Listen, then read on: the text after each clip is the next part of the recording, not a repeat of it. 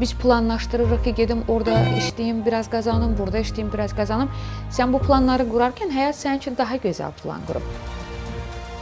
Sadəcə istəmək, icra eləmək və onun üzərində çalışmaq lazımdır. Həqiqətən insan istəsə çox şey eləyə bilər.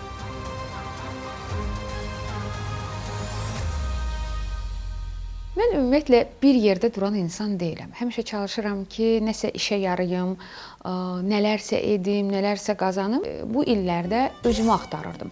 Mən kiməm? Mən harda özümü xoşbəxt hiss edirəm? Hansı pillədə olanda biləcəm ki, tam bura mənim yerimdir. Yəni bəzi insanlar var tanıdıqlarım, onlar hələ də özlərini tapmayıblar. Sevmədikləri bir işdə məcburi şəkildə maaşa oturaraq bu gün işləyirlər.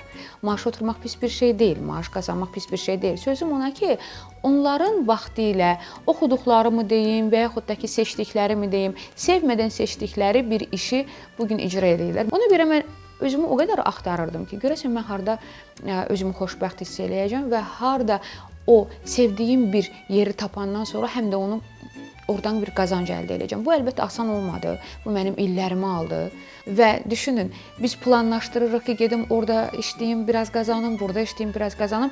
Sən bu planları qurarkən həyat sənin üçün daha gözəl plan qurub.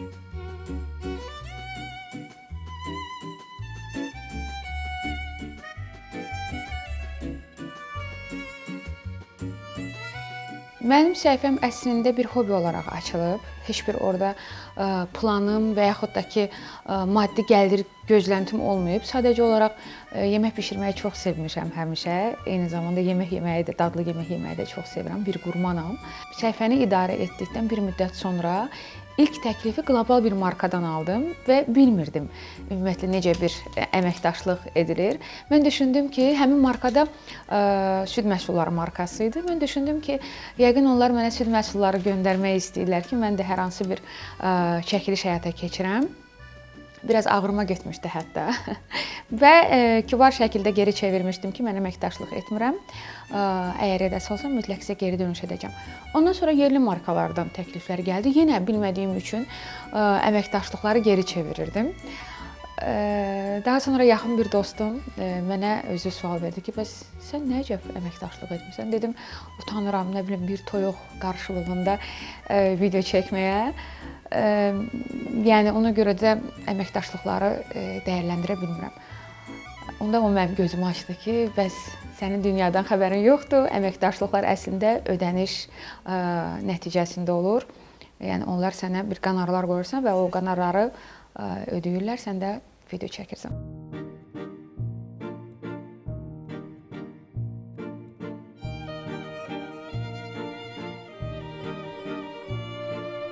Ondan sonra artıq dəyərləndirməyə başladım və həmin gündən dedim ki, əgər mən sosial şəbəkədən gəlir əldə edəcəmsə, mütləq şəkildə bunu qayda-qanun çərçivəsində eləməliyəm. İlk əməkdaşlığım yəni elə sırf mənim vergi ödəyicisi olduqdan sonra başlayıb. Yəni əməkdaşlığa başlamamışdan öncə artıq vergi ödəyicisi oldum.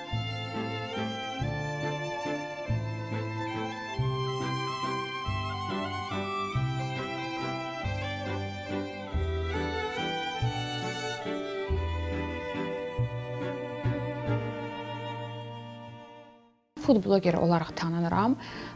Amma dərindən incələsəz görəcəksiniz ki, mən tək food bloger deyiləm. Ona görə də bio hissədə qeyd eləmişəm ki, ailə məişət blogeri. Mənim səhifəmdə ən çox qadınlara motivasiya vermək belə məqsədli idarə eləyirəm. Daha sonra hər bir mövzulara toxunuram. Ana kimi, misal üçün, ana evlad mövzularına şuuraltı şəkildə toxunuram. Bir çox şeyi yaxşı mənada təbliğ eləyirəm.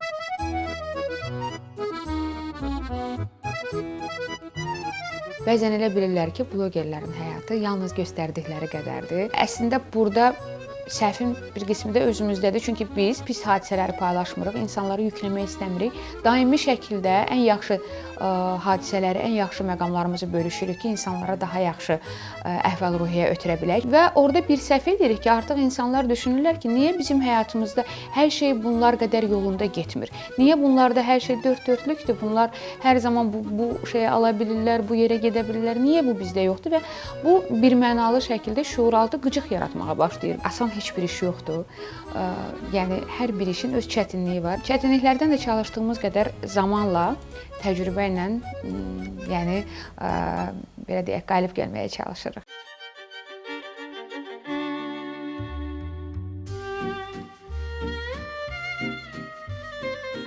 Özünü inkişaf etdirmək istəyən hər bir insan daha da peşəkarlaşmaq üçün bunun üzərində işləyir, öz üzərində işləyir.